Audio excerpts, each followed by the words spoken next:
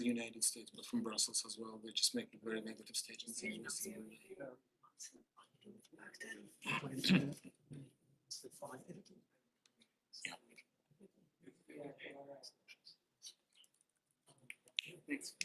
you so much.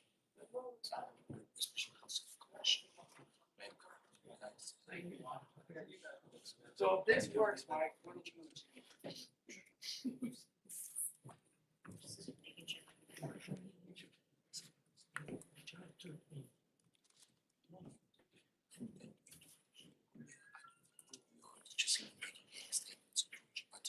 Centaurish, Ben Harding, and Chen Shaheen.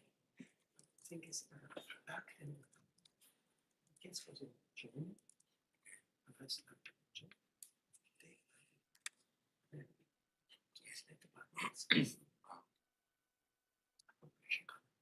It's okay to type it. Any condition? Because of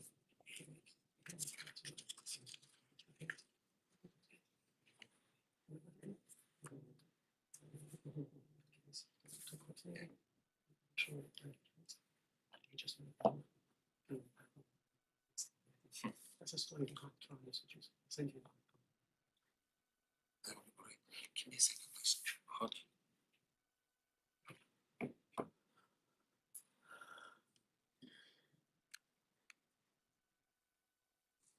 Commercial risk control.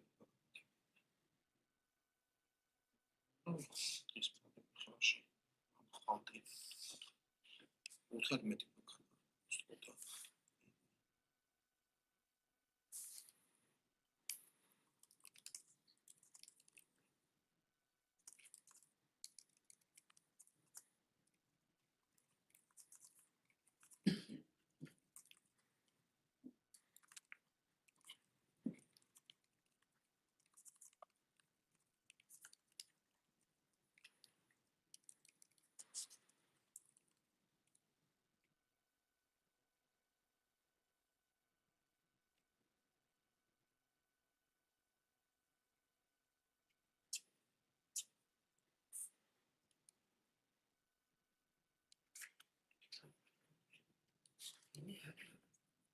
It's 202. 202. 436. 0544.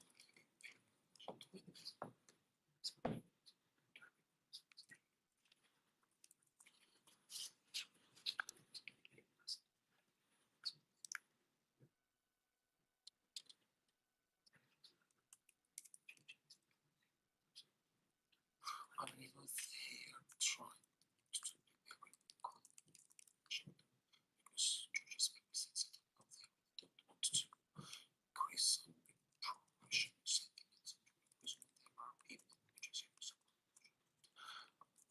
think that together for 2008 was okay because you know we just every day there's some style so just you know adore style Sam is still being recommended in Georgia. They receive some visitors from Russia this summer. Century, they still under style. It's good to mention this number every year, right? So that's why I mentioned that because they are trying not to cross. You can say, okay, if we just fed up with this, so they don't want to increase some anti-Western sentiments, Russian propaganda.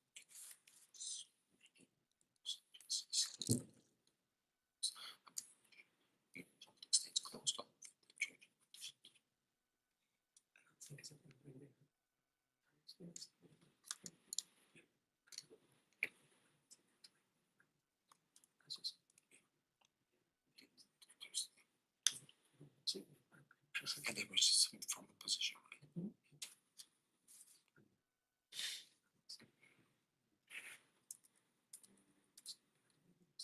I raise questions. What's everything? I'm surprised.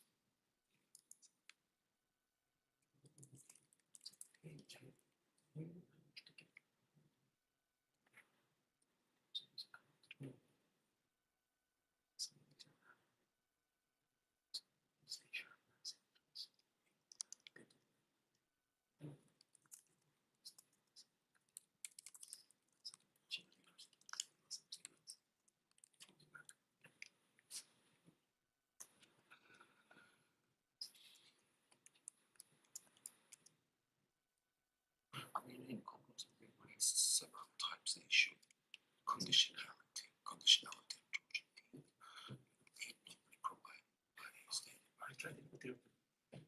Answer to this. I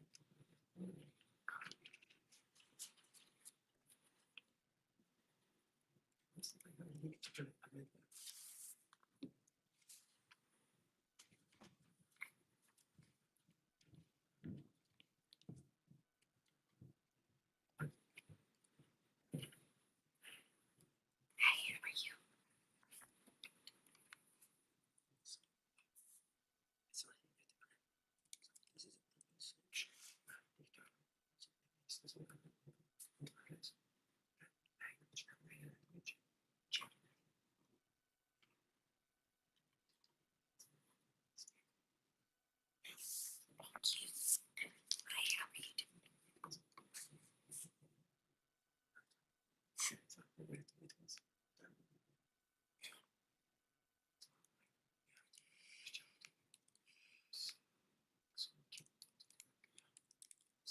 I mean, there are a few senators, Congress, who just who are in charge of Georgia. This is foreign relations committee, Senator Risch and the Xinjiang.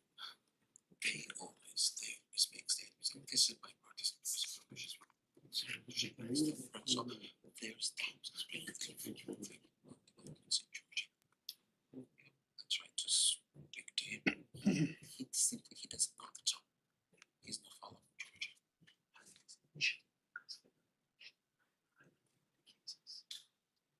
It's called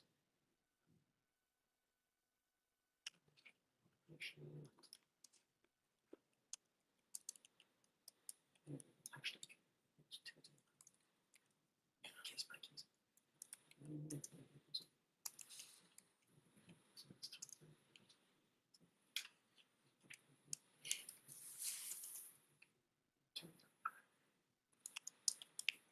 No, Dorman is very, I mean, he's very.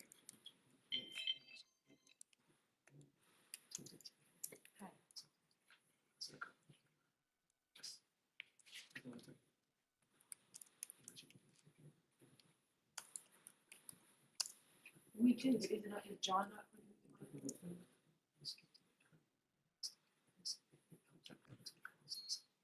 Oh, well, I mean, Bankard, normally he must be in because he's presenting housing commission, but he sometimes raises urgent questions, says it, but he just normally underlines some security situation in the democratic side. It must be opposite because he's housing commission and he just chairing Magnitsky. He's good. What's it? Chapter 20, Assassination. Yeah, no. Okay. Just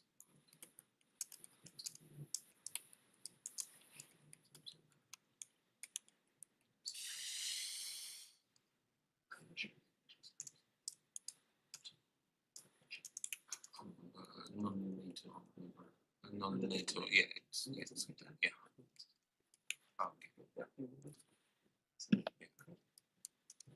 His commission said that the Tice administration they requested for Georgia and non-NATO but they just been directed, but there was no rejection from the administration. It's almost 3 months since they sent this letter. the cases that it's for peace.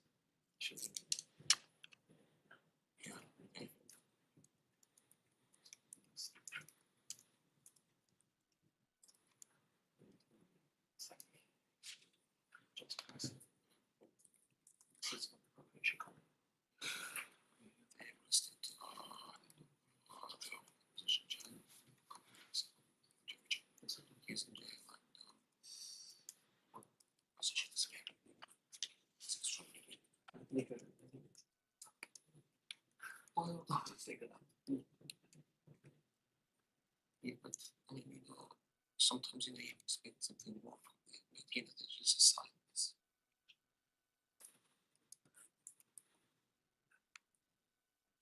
And now it's very sensitive time because the European Union has decided to give candidate status to Georgia. And there are some articles, very interesting articles that say that some progressive against Georgia is not ready. If they would say no to Georgia, and they would give to Ukraine, not to this candidate status, these probably will wake up position because to do this. Georgia would like to. No. Oh, no, I'm sorry. Yeah, they attended NATO summit, but they didn't attend G8. The G8 it was coming in June, Madrid. Yeah, Georgia might. Yeah, Maybe that's before the summit must be answered from the European Union because these are two separate issues. And this kind of trio, Moldova, it's in next Georgia. month. So it should be before Madrid. Good afternoon. Happy Monday. I am at your disposal. Taiwan. Taiwan. Is the US policy still ambiguous? Is it clear? The president, of course, said there's no change today, but there was, in light of his remarks over the weekend. Can you say what the US policy is? Will the US militarily defend Taiwan in case of an invasion? As you heard from the president today, as you heard from the president the other day in Tokyo, when President Biden said, and I quote, "Our policy towards Taiwan has not changed at all. We remain committed to supporting the peace and stability across the Taiwan Straits and ensuring there is no unilateral change to the status quo." That is where we were then. That is where we are today, as you heard the president say again today. What the president said is that our policy has not changed. He reiterated that our One China policy and our commitment to peace and stability across the Taiwan Strait, of course, remains. He also reiterated our commitment under the Taiwan Relations Act to provide Taiwan with the military means to defend itself. In short, there has been no change.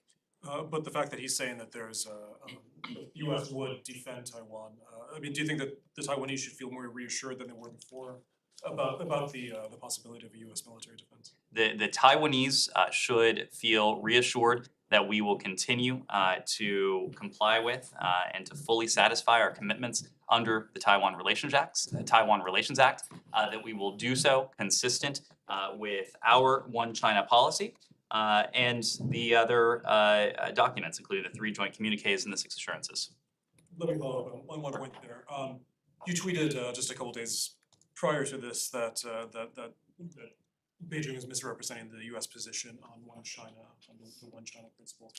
The president himself said that we agree with on One China. Could you state what that means? I mean, is there Sure. any inconsistency there? Does the United States agree with the Chinese interpretation of it? Well, the Chinese, the PRC has frequently attempted to misrepresent our policy in their briefings and statements from senior PRC officials. Let me just give you one example of that. The English version of the Ministry of Foreign Affairs readout of the call between our National Security Advisor, Jake Sullivan, and Wang Zhichi on May 18th incorrectly stated that, quote, "The US pursues the One China principle." Beijing's, and this is important, One China principle is not the same as our One China policy. In a May 12th press briefing, the PRC spokesperson stated that we had made a quote-unquote commitment to uphold the One China principle. That is also not correct. We are committed to upholding our One China policy, which again is guided by the Taiwan Relations Act, the 3 U.S. joint China communiques, and the 6 assurances. The PRC statements attempt to mischaracterize our position and our policy. Our long-standing bipartisan One China policy has not changed. These are policy issues of enormous sensitivity, and we are, I think, appropriately careful and precise with our language And we urge the PRC to cease its mischaracterization of U.S. policy and statements from senior U.S. officials. Yes. Well, the problem with that is though that you're quibbling with the word principle instead of policy. It is. It has a different meaning. We Well, stand by our one China policy. So what's your understanding of the difference between one China principle and one China policy? We have a one China policy. That, as we What's said, the difference between that and one China principle? we have heard from the PRC that there are so-called commitments under what they call the one China principle that are distinct from our one China policy. And again, So it's broader?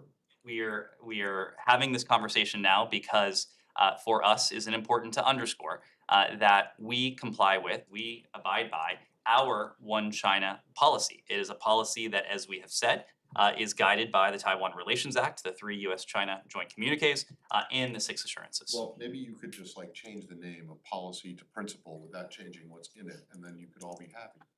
I'll take that suggestion on board.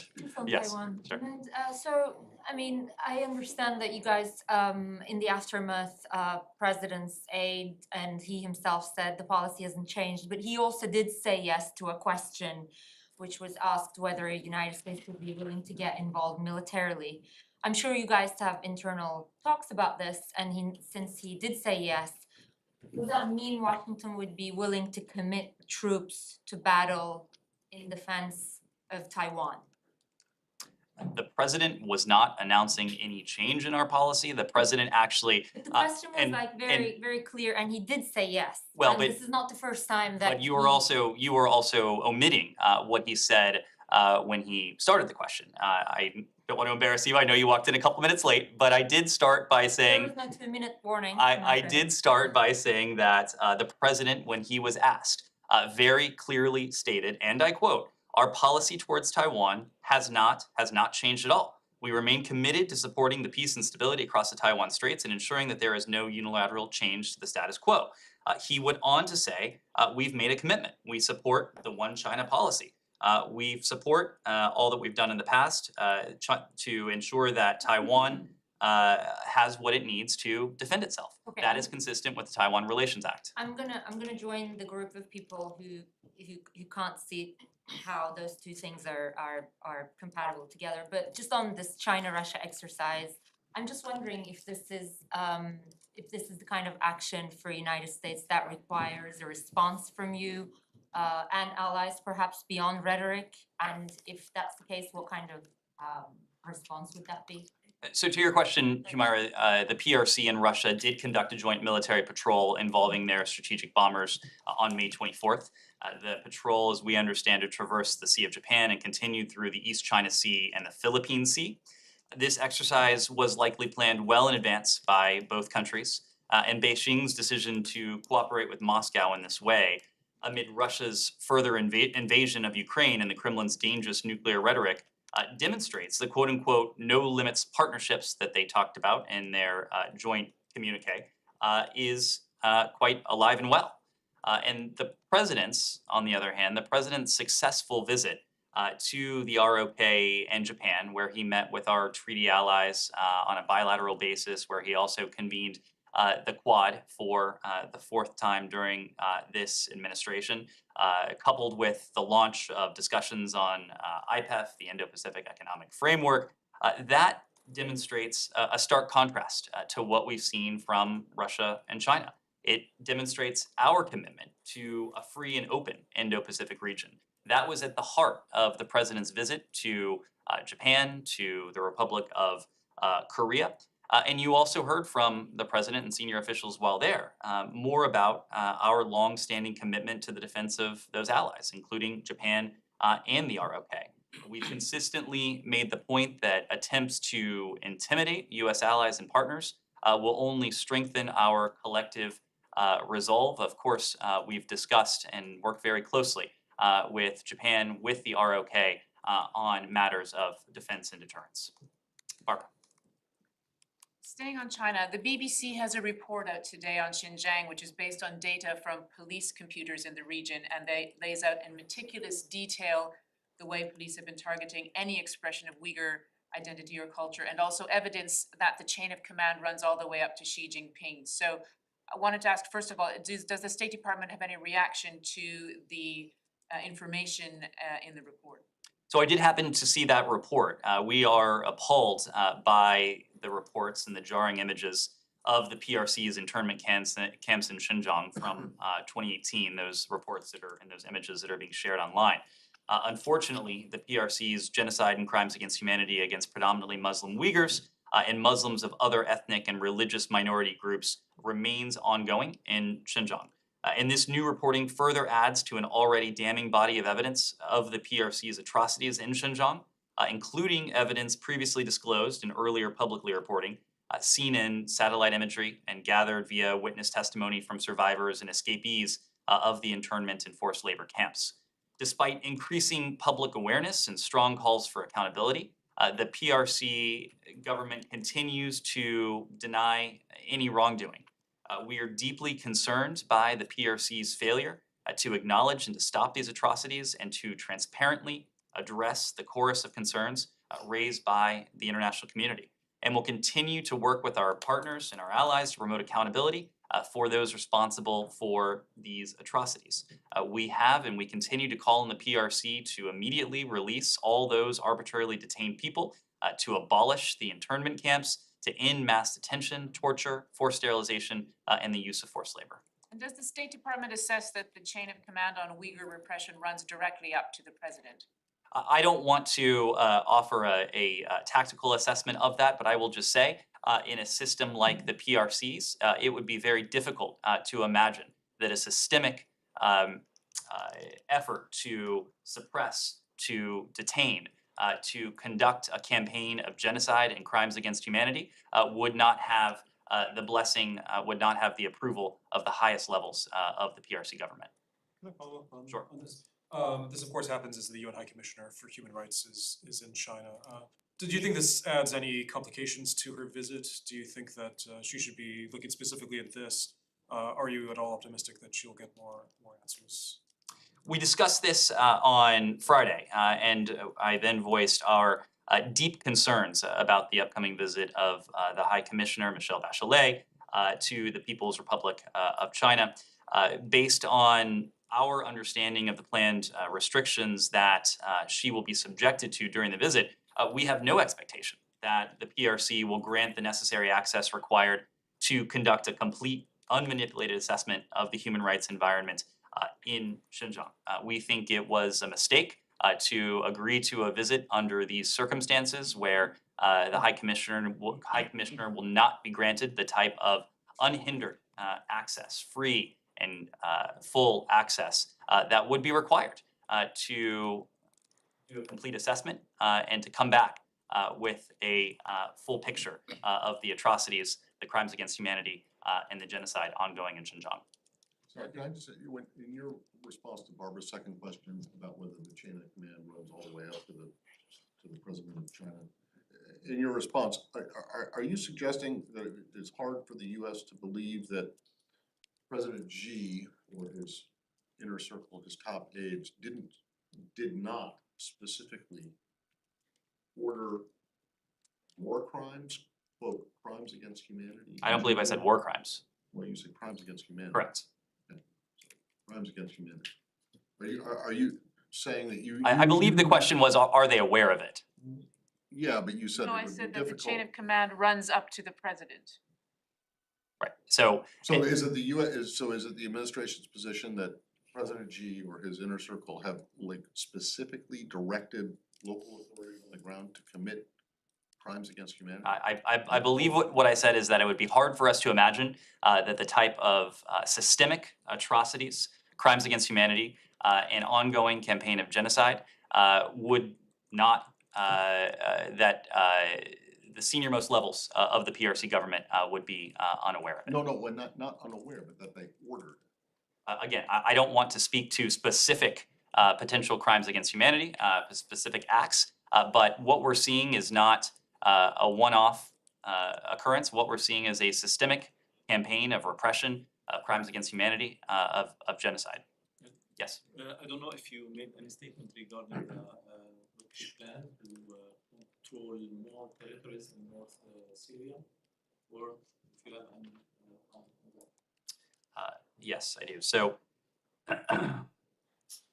we are deeply concerned about reports and discussions of potential increased military activity in northern Syria, and in particular its impact on the civilian population there.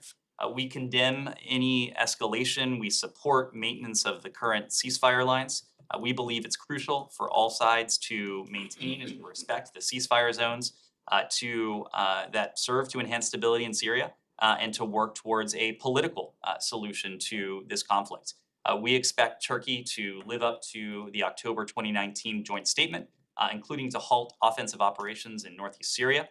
And we recognize Turkey's legitimate security concerns on Turkey's southern border, but any new offensive would further undermine regional stability and put at risk U.S. forces in the coalition's campaign against ISIS. Yes. A couple of questions on Russia and Ukraine. Today marks 3 months of the war. Let me start with the Secretary's call with Ukrainian Foreign Minister. One of the topics was about unblocking food export. The question is, what are you going to do about it? Will there be U.S. warships involved to resolve this issue? Sorry, U.S. warship. Are you considering sending a U.S. warship to the Black Sea to Ukraine on this? So we are deeply concerned with the attendant consequences and implications of Russia's war against Ukraine. And one of the most concerning trend lines has been the rise in food prices, the rise in commodity prices that Russia's war has precipitated. This is, of course, a result of the fact that much of Ukraine has been subjected to Russian aggression, to Russian violence. There has been death and destruction brought by Russian forces, but also because Russia's forces have seemingly targeted silos. They have targeted ships containing foodstuffs. They have, of course, made impossible the task of completing the cycle of planting and harvesting for the country of Ukraine, a country that is a major supplier of both wheat and fertilizer to the region and well beyond. And so this is precisely why we have sought to do several things. First and foremost, the most effective means by which to put an end to the spike in food prices is, of course, it would, of course, be to put an end to Russia's aggression against Ukraine. That's what we have sought to support, including by strengthening Ukraine's hand at the negotiating table as we hold Moscow to account with the sanctions and other measures, including the export controls that we have placed. We have also, and you saw this last week when Secretary Blinken was in New York City, we have focused on the task of shining a spotlight on this, but also engaging in concerted diplomacy. And the ministerial last week brought together dozens of countries, including countries that are in need of additional food supplies, that are suffering from President Putin's war and the attendant rise in food and commodity prices, and those countries who are in a position to potentially do something about it, whether that is to donate funds, whether that is to make in-kind donations, in-kind contributions to those countries who are in need of additional food. Of course, the UN Secretary General has been deeply engaged in this as well. He has been working very closely with our Ukrainian partners, with our Turkish allies and others to determine if there are ways to help facilitate the export of Ukrainian food supplies. That is something that we stand ready to assist, knowing that it is in the not only our national interest, but of course in the interest of those countries that have been deeply affected by the rise in food prices. And one more question on Ukraine. There are rumors about the U.S. Considering sending special operations forces to Kyiv to protect the embassy. Is that on the table? We are, as we always are, we're in close discussions with our colleagues at the Department of Defense about security requirements for our resumed operations at our embassy in Kyiv. We haven't made any decisions about the potential return of U.S. military members to Ukraine for that purpose, and that purpose being an effort to guard our embassy compound. We've said all along that U.S. forces are not engaged in conflict with Russia, and we have worked to put in place mechanisms to avoid the potential for escalation. But as you know, we don't make a habit of commenting on our security mechanisms or requirements, and so we'll leave that there. Yes. Thank you. The Senate passed 40 billion Ukraine aid bill last week, and the State Department provided additional 100 million. In this situation, we're just witnessing some suggestions that Ukraine must make some concessions to Russia to end this war. And one of the statements was in Davos, Switzerland, by the former Secretary of State. I wonder if you could give me your commentary on that, please. Our commentary on that is that it's not for the United States to decide how and when this war should end. It is for the Ukrainian government, representation of the Ukrainian people, to determine how and when this war should end. It is our task to support our Ukrainian partners, to see to it, as I said before, that their hand at the negotiating table is as strong as it could possibly be. And so that's why, to your question about the $40.1 billion in additional assistance that's now been signed into law, we are in a position to provide more security assistance. We are in a position to provide more economic assistance. We are in a position to provide more humanitarian assistance, just as we will continue to impose increasing costs on Russia should it not end its war against the Ukrainian people and the Ukrainian government. And quickly, the second question, there will be NATO summit in Madrid next month. We understand in today's go-ahead agenda is Sweden, Finland membership. However, there are some countries who are trying to get membership action plan. I mean, Ukraine and Georgia. What is the administration's position on further expanding NATO? Our position is that NATO's door should and must remain open. It should and must remain open for all aspirant countries. Right now, we have 2 applicant countries whose accession is pending before the alliance. These are countries that have worked closely with NATO over the course of decades. We've worked closely together militarily. These are developed democracies. They are fully integrated in terms of with NATO militarily. They're close partners of the United States. They're close partners of many members of the alliance. That, in large part, is what undergirds our assessment that their accession process will be swift. It is something that we are confident will continue to have support from the alliance and its membership. Yes. As Russia appears to be making some gains in Ukraine, Ukraine has ramped up calls for multiple launched rocket systems. Now, they've even said that it's a potential that they could clear sea routes for trade in that case, and other allies have been ramping up the kind of supplies they're giving to Ukraine. What's the administration's temperature on that? Well, in terms of what we've been doing, no country has provided more security assistance to Ukraine than the United States. $3.8 billion since the start of the invasion alone, since February 24th. More than approximately $4.5 billion since the start of this administration. What we have done is to provide our Ukrainian partners with weapons and systems that are appropriate with the contours of the battle in which they find themselves.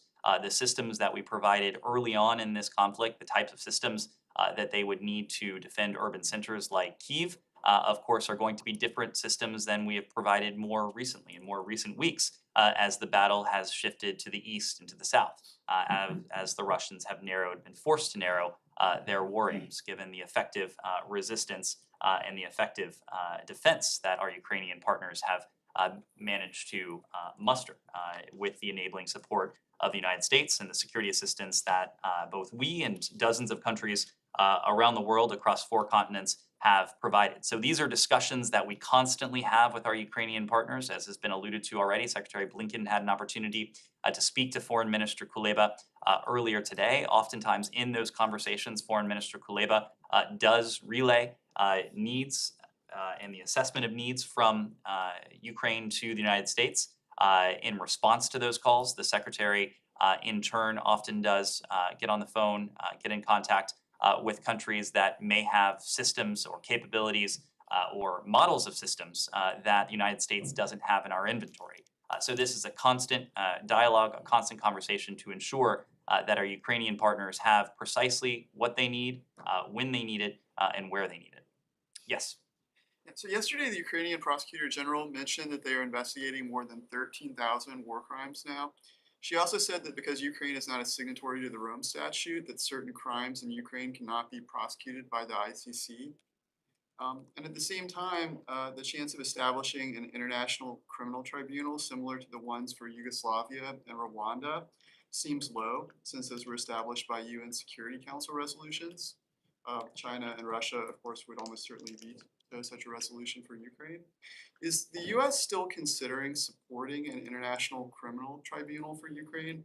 And what mechanisms exist for establishing a viable tribunal without the support of the UN Security Council? Well, we're supporting all appropriate mechanisms, and right now we are providing extensive support to the Ukrainian Prosecutor General and to her team. As we've discussed, the Prosecutor General and her team have appropriate jurisdiction, they have the capabilities, they have the wherewithal that with our support can be effective at holding to account those who are responsible for war crimes. We've already seen one Russian soldier not only go on trial, but plead guilty for the crime that he has committed. Now, of course, the war crimes have been committed seemingly at scale. And so this will be a large-scale effort. It will have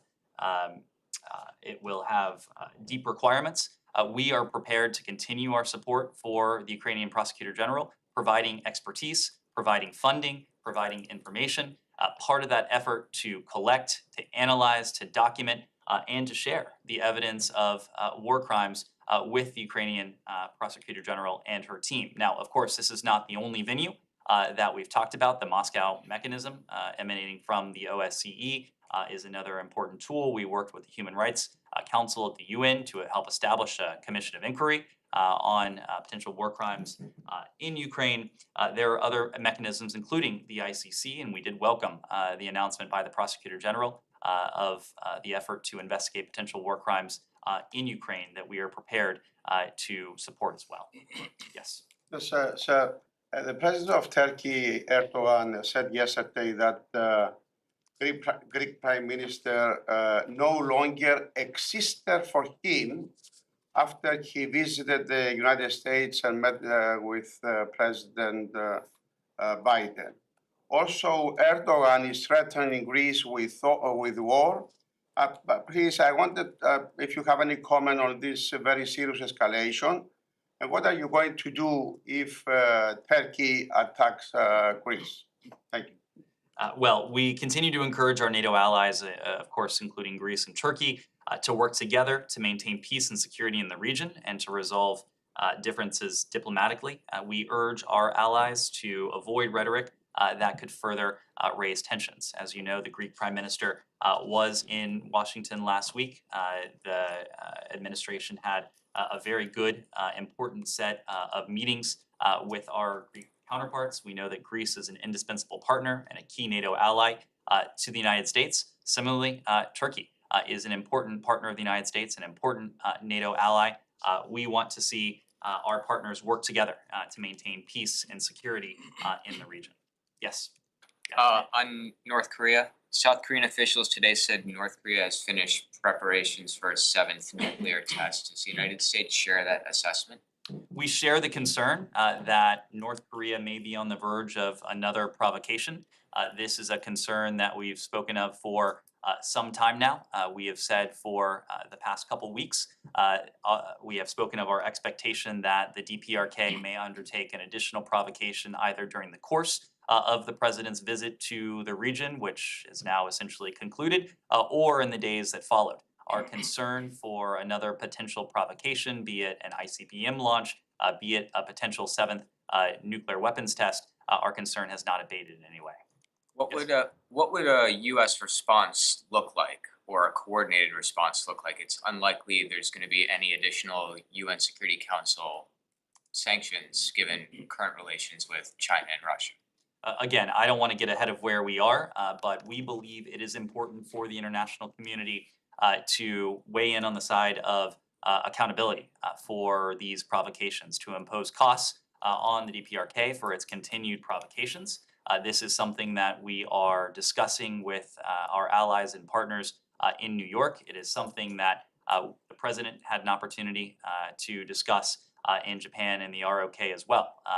He made clear that our commitment to the defense of our treaty allies, Japan and South Korea, is ironclad. We will continue to work closely with them to ensure that we are postured appropriately in terms of our defense and deterrence, and to continue to impose appropriate costs on the DPRK should its provocations continue, as we are concerned they might cite.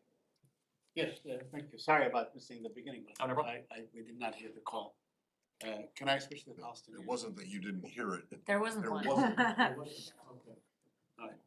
Apologies. I don't know if you talked about the, you know, the killing of Shireen Abu Akleh in the beginning, and maybe not, but it's been 2 weeks. And I wonder if you saw the review today by AP, you know, that it basically, you know, puts it squarely and you know, put the blame squarely almost on the Israelis. So, and Israel, I mean, a lot has happened in the last couple of weeks. Israel said that it will not pursue a criminal investigation. And you demanded an investigation. So where do you stand? Tell us how to navigate this issue. Saeed, it's my understanding that your depiction is not quite right. And in fact, the Army Chief Prosecutor in a speech on Monday noted that the decision of a pending criminal prosecution would have to wait until the initial probe is completed. That initial probe has not yet been completed, so I'm not aware that there's been any final determination about the suitability of a criminal investigation or not. Regardless, we have publicly condemned the killing of American-Palestinian journalist Shireen Abu Akleh in the West Bank. We continue to do so. Not only was she a close partner of ours, she was an inspiration to millions around the world. She was a dear friend to many in the US government. Her death is a great loss. It is a great tragedy for those who knew her, including my colleagues, my counterparts, but also for individuals around the world who counted on her coverage, who counted on her ability to report from the region. We've reiterated to both Israel and to Palestinian officials our call for an investigation that is immediate, is thorough, transparent, and impartial into her killing. We do expect full accountability for those responsible for her killing. And importantly, we do expect both Israelis and Palestinians to keep us apprised of developments in their investigation and to share with us their findings. We deserve, but much more importantly, Ms. Abu Akleh's family deserves to understand the circumstances surrounding her death. Well, I mean, you know, that's all fine, but the Palestinians are saying we don't trust the Israelis investigating themselves. Almost, you know, the Israelis are saying they want to conduct their own investigation. They insist on retrieving the bullet which the Palestinians have and so on. You are at a stalemate. Now, the Palestinians are saying they are willing to share whatever information they have with anyone, any international body, presumably including the Americans. Would you sort of endeavor to do something like this, to work with the Palestinians on this issue on your own without the Israelis? We have urged our Palestinian and Israeli counterparts to cooperate as appropriate. Our interest is that there is a thorough, complete, immediate, transparent investigation that entails accountability. We want to see that carried out. Well, you've used the word immediate twice now in two different responses. So what's your definition of immediate? Well, an investigation is ongoing. And so these investigations, we know we can't prejudge. Okay, so right now, you're okay with the status of whatever investigation is? Obviously, it's still in progress. The investigation. But it has not yet gone beyond immediate. Where you would complain that it's not taking, it's taking too long. Again, we can't prejudge the conclusion of the investigations, nor can we unduly rush any investigation. Our desire is to see the investigations be completed in a comprehensive and transparent way, in a way that culminates in accountability. It's my understanding that neither the Israelis nor the Palestinians have actually requested U.S. assistance in this investigation, or whatever investigation or plural investigations are going on. Is that correct? I am not aware of any request for assistance. But the Israelis have said that the US could participate as an observer, quote unquote, as an observer. Has the US taken them up on this offer? I'm not aware that we have, but as you said, I'm not aware of any requests for assistance. Then I just wanna ask you about another investigation. It's one that I've raised sporadically over the course of the last year or so. And that is the discovery of the swastika in the elevator. It's been 300 days now since the secretary promised an investigation into this incident. And it's been almost 300 days since we've had an investigation. This has been an incident that has been investigated thoroughly by our Bureau of Diplomatic Security. We don't have anything to share in terms of the individual or individuals who may be responsible for this, but the investigation was focused on attempting to determine if we could identify a culprit, a person responsible or persons responsible, but also steps we could take to see to it that any such incidents would either be deterred or in the event that something as horrific as this were to happen again, we would be able to identify the individual or individuals responsible in due course. So was an individual or individuals identified as being responsible for this? I don't have anything further to share Is on. the investigation over? The investigation is not over in the sense that if we learn information that is germane to, again, the identity of the individual or individuals behind this, of course, we will take appropriate action. Okay, but it's been 300 days, literally 301 days. I mean, we're coming up on a full year next month or July. You tell me there has been no determination of who did this at all?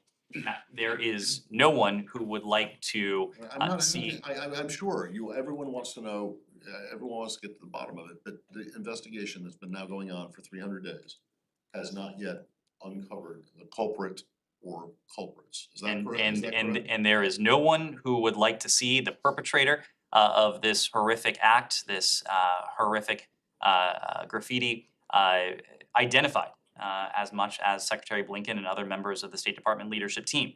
That is why he immediately ordered an investigation, why this investigation was launched, but importantly, why this investigation is also focused on steps we could potentially take to see to it that an incident like this does not happen But it seems to me again. that when you undertake an investigation, like the investigation you were just talking about with Said, you want accountability for it, right? And so what you're saying is that no one person or people have been identified as doing this, so there has been no accountability for it. Matt, Regardless of what steps you might take to prevent something like this from happening in the future, there hasn't been any accountability for what did happen. Is that correct? I will make the point that in order to have accountability, you have to have credible facts pointing at a specific perpetrator. All right, In this so case, there isn't- in this case, I will say, as I have before, that this is a large building with many people coming through this building. Some people, employees, some are guests. We are focused on trying to determine if we can identify the perpetrator of this. And in some ways, just as importantly, to see to it that we put measures in place so that something like this cannot happen again. If I may, I have a couple more issues to raise, if I may. Now, the Palestinians are saying they have turned the investigation they have, the results of the story they have, and the narrative they have to the ICC. Would that be okay with you? As we've said, we want to see a thorough investigation. We do not believe the ICC is an appropriate venue. Oh, okay. Now, there are also a lot of other things that have happened in the last 2 weeks. I'm sorry, can I just interrupt there? Why is the ICC an appropriate venue for the Ukraine, but not for the situation in Ukraine? We- Not an appropriate situation? we Because believe- as an individual, We not believe that the ICC should maintain its focus on its core mission. And that core mission is to serve as a court of last resort in punishing and deterring atrocity crimes. So, Can I- there are orders for home demolition, there are expansion of settlement, there are killing of other Palestinians, something like maybe 4 or 5 people, including maybe 2 or 3 teenagers and so on. I don't wanna go on and on. I mean, tell us where you stand. There is there is an article in the Foreign Affairs by a former US official and someone on that's a leftman and it said that nobody listens to you in Israel on the expansion of settlements when you express your dissatisfaction or your disagreement and so on. So when will the United States take a stand? I mean, a real stand. Say, if you do this, we're going to do this. Tit for tat. Are we likely to ever see something like this? Said, we have spoken publicly. We also have conveyed very strong messages in private when it comes to settlement activity. And you know better than most that we have spoken out very forcefully, including in recent days, making clear our deep concern about steps that exacerbate tensions that have the potential to move us further away towards a two-state solution. We remain committed, as successive American administrations have, to that two-state solution. We believe it's important in its own right, but also because importantly, it would convey what is really at the heart of our policy. That is to see to it that Israelis and Palestinians alike have equal measures of security, of peace, of prosperity, of dignity. That is not something we can see until and unless there is a two-state solution to this conflict. Yet, we have not seen the Israelis, roll back any expansion of settlements as a result of your statements, have we? Sean. If you don't mind, can I go to Latin America? Well, one more. Can I just do the one more on peace process? Shireen before we? Sure, we'll take these two and then we'll go to Latin America. Kylie? Sorry, just, so CNN, came out with a new investigation just today, that has evidence that Shireen, was killed in a targeted attack by Israeli forces. I'm just wondering if you have a response to it and what your response is to the fact that a news outlet has been able to, definitively come up with what happened here more quickly than the Israelis themselves. So on the second part of your question, Kylie, at least the coverage I have read has not portrayed this as absolutely definitive. And of course, any investigation that is conducted from afar, I think would have a hard time claiming that it would be absolutely definitive. We want to see an investigation that is thorough, that is comprehensive, that ends in accountability. I don't have any comments on the allegation you just made, but it is precisely why we want to see these investigations conducted. If that is in fact the case, we would expect to see those responsible held accountable. And do you view investigations like this by news outlets as something that the Israelis should take into account when they are conducting their own investigation? Just as when we conduct our reviews, when we monitor any given situation, we take into account all the various inputs. It is information that is available to us as the US government, but also importantly inputs including from open source press reporting. Those can be quite valuable, quite insightful, quite useful. So it is our belief that they should be incorporated. That is the way we tend to operate in terms of our own reviews. Yes. On the peace process, Ned, is the US talking to Saudi Arabia, Egypt, and Israel in bringing Saudi Arabia to Abraham Accords? And will there be a regional summit in the region next month when the president visits the region? The White House has not announced any POTUS travel for next month. I think as you probably noticed in a recent readout between President Biden and Prime Minister Bennett, President Biden did offer that he would seek to travel to Israel in the coming months, but we haven't announced any travel formally, of course. Well, it was a bit more than that. He accepted an invitation. He didn't offer He- travel. he- The Prime Minister invited him and he said, sure. He indicated that he looked forward to traveling to the region in the coming months. To the broader question of normalization agreements and the Abraham Accords, we've made the point repeatedly that we support the Abraham Accords. We welcome the normalization agreements between Israel and Arab and Muslim majority countries. We don't have anything to announce regarding additional countries joining the accords or normalization agreements, but this has been a topic of discussion with countries around the world, and we'll continue to engage with Israel and with countries in the region and in some cases beyond, as we seek to expand these normalization agreements and look for additional opportunities to enhance cooperation between Israel and its neighbors, and in some cases, countries that are farther afield. At the same time, we do not believe that normalization agreements in the Abraham Accords are a substitute for progress when it comes to Israeli-Palestinian peace. This was a point that you heard from Secretary Blinken. You also heard from several of the ministers that took part in the Negev summit in the Negev desert a couple of months ago in Israel. So it will be important for us to continue to seek to make progress towards a two-state solution, just as it's important for us to see if we can continue to build bridges between Israel and its neighbors and other Arab and Muslim majority countries. Can we go to Latin America? Sure. Colombia has an election coming up shortly. Gustavo Petro, who's considered the front runner by many polls, has expressed concern about the conduct of the election, about the counting process, and also about his physical security, saying that from the right wing there may be threats. Do you share, you being in the United States, does the United States share any concern about the elections? Are you confident that the elections will be held on time and peacefully? We are confident in Colombia's democratic institutions. Ultimately, we're not going to weigh in, of course, on the election beyond that, other than to note this will be a decision for the Colombian people. Could I actually just jump completely to a different region, to Ethiopia? Sure. There has been a roundup, according to various reporting in Amara, of particularly of people in the media, but also of others. Just last week, the secretary was discussing, saying that there had been some progress in Ethiopia. How concerned are you about this, and what it means for you? Well, there has been progress. There's been important progress in terms of the humanitarian truce that has allowed additional provision of humanitarian aid into the Afar region.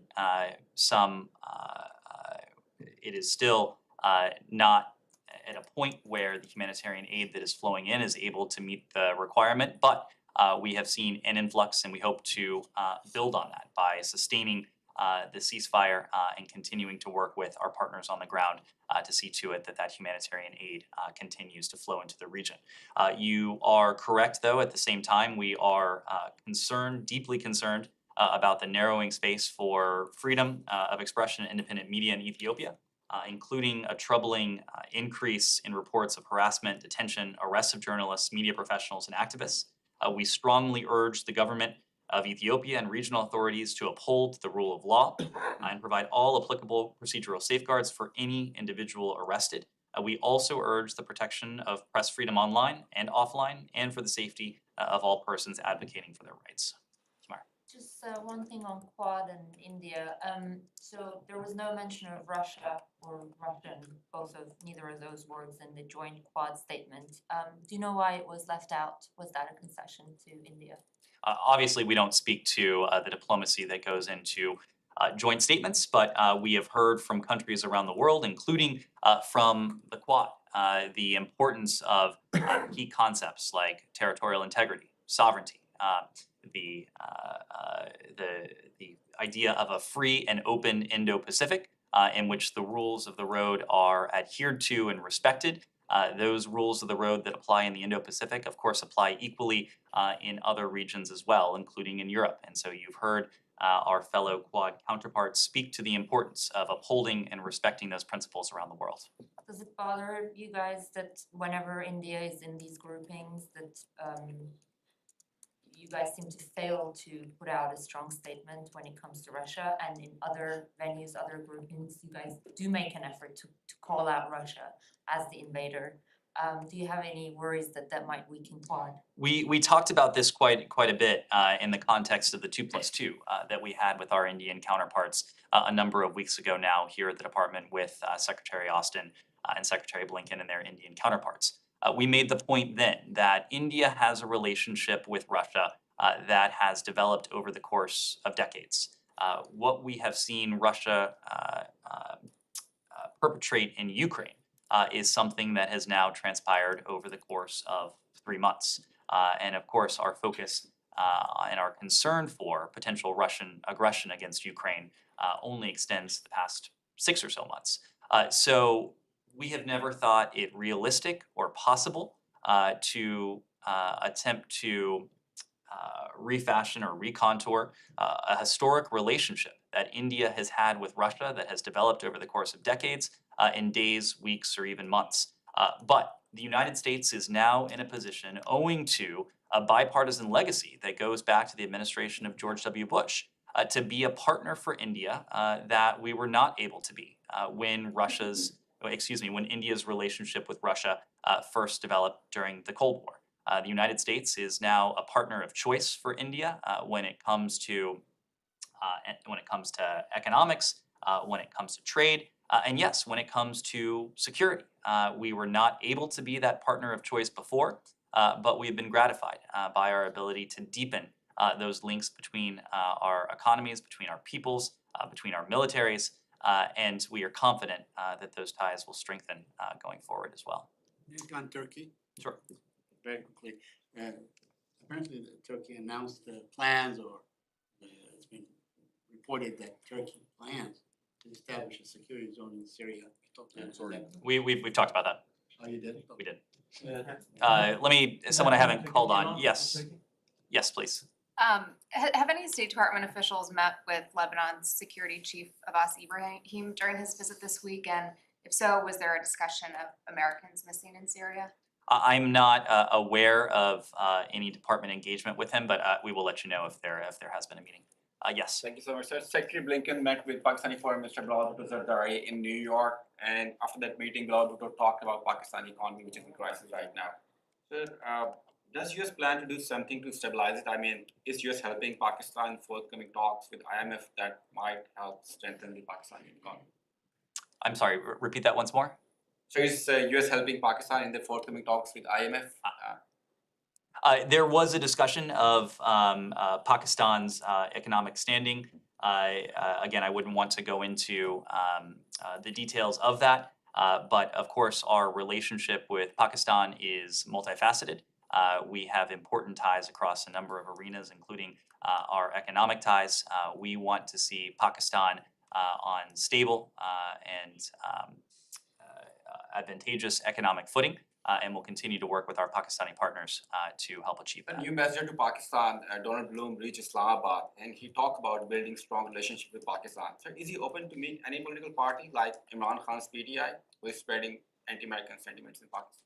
Our ambassadors around the world not only engage with their government counterparts, but tend to meet with and listen to a range of stakeholders, including stakeholders from the opposition, including stakeholders from the business community and stakeholders from civil society. So I wouldn't want to speak to any potential meetings, but we do make it a point around the world to meet with and hear from a diversity of voices and perspectives. Yes. On Iran, what's behind the profound silence in Washington regarding the talks with Iran and the nuclear agreement? And if you have any comment on the assassination of the Irgc officer in Tehran?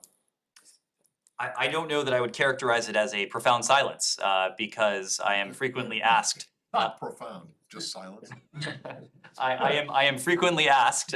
Most days I'm up here for. There's no update on the talks. Well, as soon as we have something to update, if and when we have an update that we're able to share, we will. The update that I relayed last week is precisely where we are now. We continue to believe that a mutual return to compliance with the Joint Comprehensive Plan of Action is profoundly in our national security interest. That is why we remain open to testing the proposition that we can potentially get back to the JCPOA. That remains our position. We know it remains the position of our European allies, our other partners, that the JCPOA provides the most appropriate solution to what has become a very serious non-proliferation challenge.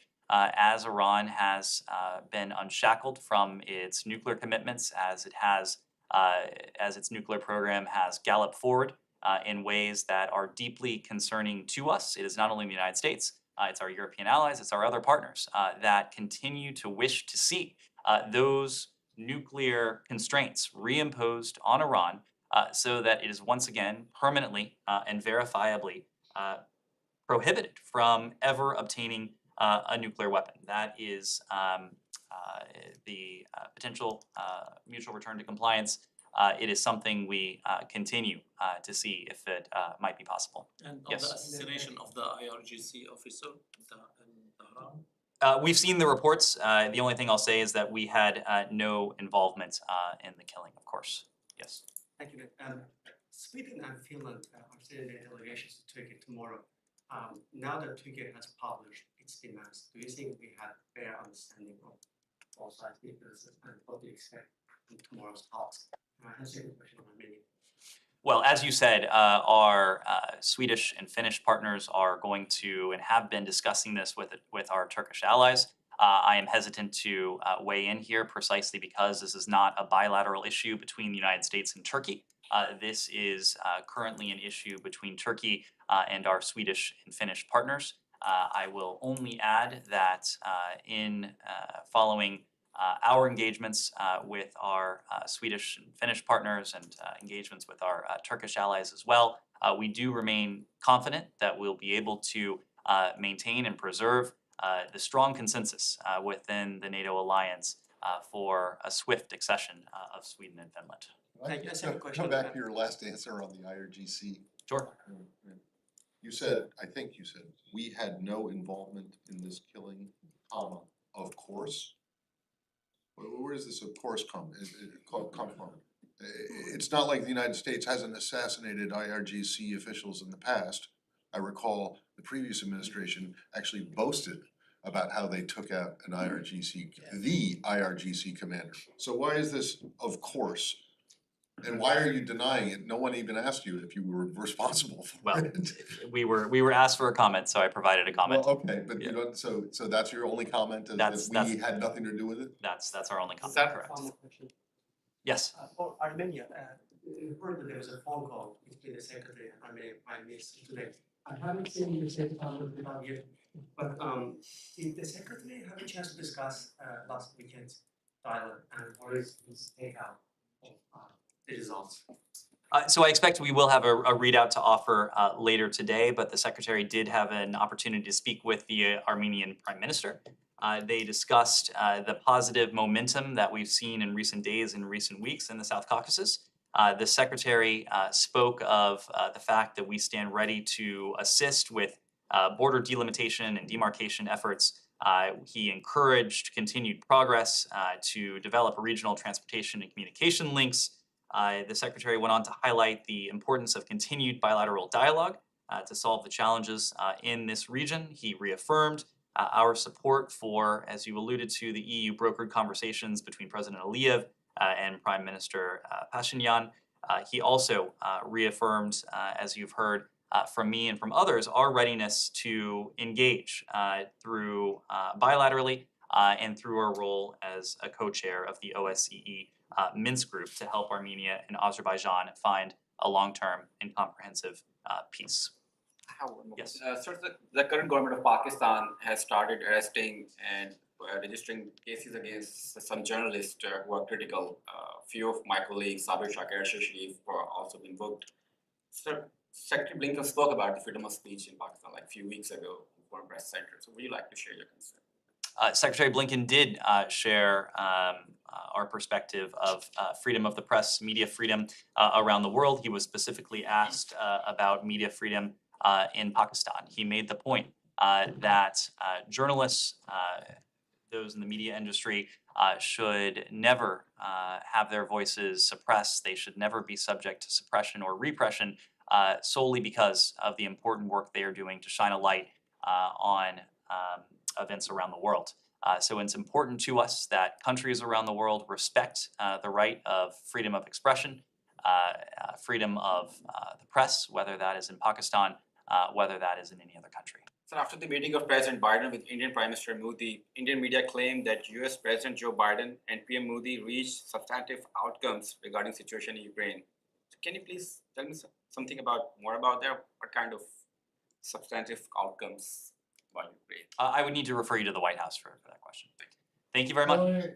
Just since Friday, Yes. this has to do with American citizens detained Yes. in Russia. I just want to know if there are any updates since Friday's update on consular access or anything else with Brittany Griner. There's nothing that we're in a position to share since Friday. We did note that a consular official from our embassy in Moscow was able to visit with Brittany Griner on the margins of her court hearing in Moscow that day. We have made the point that one-off consular visits are, in our view, not sufficient, but it's not only in our view, it is in the requirements that are put forward by the Vienna Convention and other bilateral agreements that stipulate that we should have regular, sustained access to Americans who are held in detention around the world, including to those in pretrial detention. Okay, and I wanted to ask about Austin Tice, anything? well, that already kind of came up. Sorry. No, I wanted to ask, about Austin Tice. Are you guys involved in any kind of direct or indirect negotiation to pursue his release? He's still alive and held captive. Austin Tice is someone who is constantly on our minds. He is someone who has spent about a quarter of his life in prison. I believe within the next couple months he will mark a grim milestone, having spent 10 years separated from his family. He recently, as I recall, celebrated his 40th birthday. We are and we will continue to do everything we can to see his release, his safe release, his return to his family as soon as we can. Of course, whether it's the case of Austin Tice, whether it is the case of Americans who have been reunited with their families, you know that we tend not to speak of our efforts in public before Americans come home, so as not to jeopardize our efforts precisely to bring them home. But our special presidential envoy for hostage affairs, Secretary Blinken, they are deeply engaged on this case. They are deeply engaged on all cases of Americans who are wrongfully detained, Americans who are held hostage overseas. They have no higher priority than to see the safe return of these Americans to their families. Did you have any comment on Tedros being reelected the head of WHO, and given the fact that they still have not voted on the WHO, what to say about that? I do. So we, of course, we congratulate Dr. Tedros on his reelection as the WHO Director General. We look forward to working with him to make real progress on reform at the WHO to improve the organization's agility, its transparency, its accountability. We strongly support ongoing efforts to strengthen the WHO and to make it more agile, transparent, and efficient as an essential centerpiece and convener in the global health architecture. And we appreciate the steps the Director General has taken, such as his transformation agenda, to help the organization reach its potential to promote universal health coverage and healthier populations, and to respond to health emergencies, especially in conflict areas, as we have seen most recently in Ukraine, where Russia's brutal invasion has created a real health emergency. We acknowledge, of course, that there still remains much work to do, and we remain committed to working with the Director General and the organization to reform and modernize the World Health Organization so it is more transparent, more effective, more sustainably financed, and more agile. So you don't have concerns that he might be too influenced by China? We are committed to continuing to pursue the reform agenda at the WHO to see to it that it can meet the growing needs of the global population. Yes? One final thing, that Politico has reported that President Biden has decided to keep Iran's Islamic Revolutionary Guard Corps on the list of foreign terrorist organization, and senior Western officials saying that the decision is absolutely final and the window for Iranian concessions has closed. Do you have any comment on this? We've been asked this question repeatedly over the course of recent weeks. We have not weighed in, and I'll continue to toe that line.